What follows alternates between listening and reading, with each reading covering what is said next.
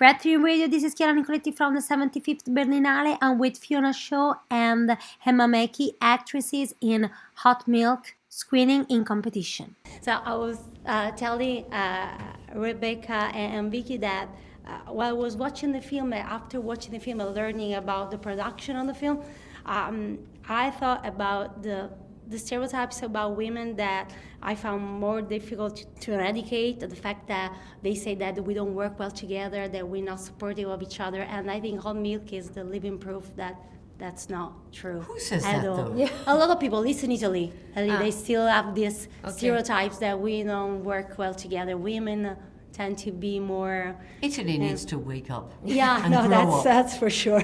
But anyway, I felt that was a really great team. So I felt I'm this... glad you felt that. It's very lovely. It definitely feels, it was a very wonderful set to be a part of, and Rebecca's a great leader.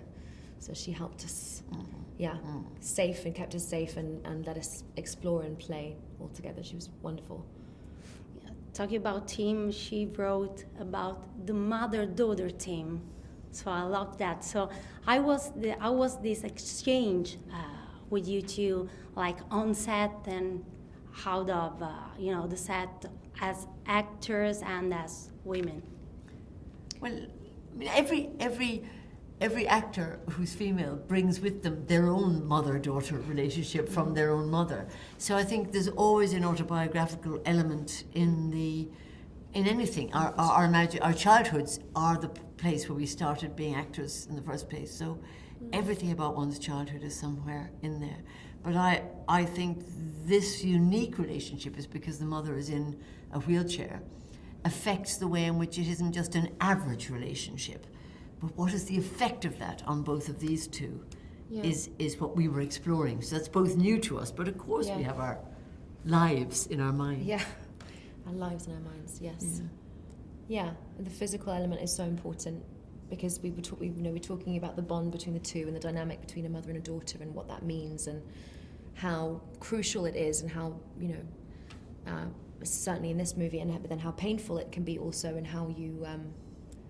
as a daughter, you often have to decide, you have to choose your own path as well, but that's such a confusing reality and such a confusing experience, and it's certainly sort of explored in this film, I hope, I imagine.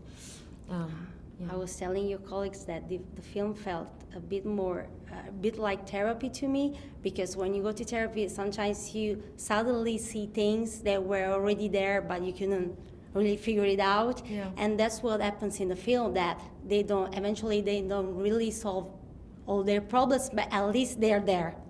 Out in the open. Yes, I know what you mean. And maybe there's fate, if they didn't live together, if Sofia had gone, which she should have gone, if she'd stayed at university, just go, then this story would never have unfolded. In a way, it needs them both to stay in the story for it to... The mother would never have gone to Spain, would never have taken the daughter, would never have discovered her own history. But even as you're right, discovering her own history does not cure the situation. That's the awful... I think that's the reality that's very hard to face. It doesn't. Just saying it doesn't solve it.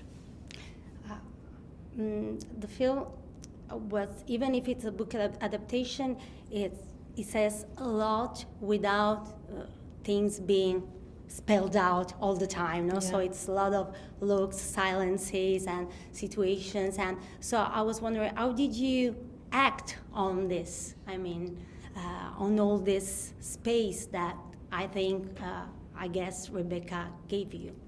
The script was very good. The script is very neat, so the pauses were in there too, and she often put us in different places in the room. We were separate from each other. So they're not sitting chatting like this, they're always like this. That's right. There's always a formation to it. I'm trying to think of a certain... Can you repeat the last bit of your question? How does it feel to not sit on because I like the idea of sitting on the words and not relying on words necessarily. Thinking about a book adaptation, you would think that everything is written, and the film is full of a lot of things that are not really said, but told. Not in dialogue, but it's seen through... You get them. Exactly. It's said through the... You see it on the body, you see it on... She's getting stung, she's getting sunburnt. She's getting increasingly, irate,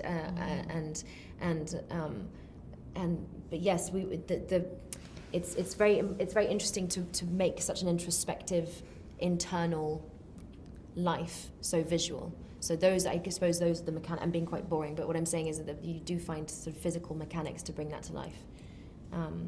Yes. We were talking about women, and the first question I was wondering, is it important for you that this was a film directed by a woman, that was, there were a lot of women involved? This is something that we must care about. I mean, women. Well, I think I don't know if it's necessarily something. I don't know if I explain myself correctly. No, you are. I don't think it's something I necessarily want to seek. It's not like a box that needs to be ticked. Definitely not. But it just so happens that this original book, is written by a woman. It's being adapted by Rebecca and directed by her, and that was a choice that she made as well, and was so. And I love that. I love when she explains the moment where she says, "I'll write it, but can I direct it as well?" And I think that's such an important. That's the starting point, is her deciding, okay, I'm ready to direct my first film. I mean, do you know what I mean? How incredible to change exercise as well, to link writing to directing, and like you say, she has such a clear view of the whole piece, of how it was before, of how it changed over time, of how she amended it. And then of course then it's brought to life with actors and actresses, so it's wonderful. But it's a female film because it's women happen to be in it and lead it, which is wonderful. And I think it makes for a really sort of singular piece, actually, this one. Yeah. Fiona is not sure. No, I don't know if you questions. identify. Yeah. I mean, it's actually an universal theme as well. I mean, it could be about. The joy of it was exploring the human nature of the people in it, and of course it's great if they're women, because we are women, and as Elaine Sixou says, we all have a bias towards our own gender because that's the territory we inhabit. So it's interesting to look at that. I like that. I think that's true. It's more emotional.